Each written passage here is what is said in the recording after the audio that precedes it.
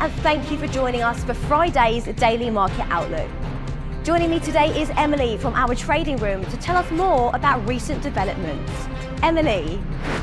Gold prices fell 1%, pulling back from a 3-week high earlier in the session amid a broad market sell-off following the reopening of the US government.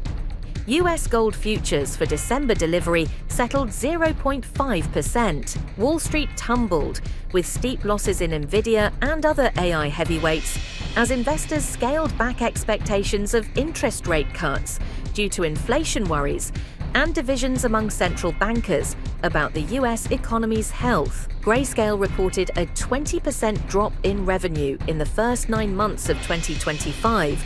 The crypto-focused asset manager disclosed in its US initial public offering paperwork, as analysts expect the IPO market to restart. The euro-dollar pair edged higher in the last session. The MACD is giving a positive signal. The Bitcoin-dollar pair plummeted in the last session. The ROC is giving a negative signal. The sterling-dollar pair saw moderate gains in the last session. The MACD is giving a positive signal. The Aussie-dollar pair edged lower in the last session. The CCI is giving a positive signal.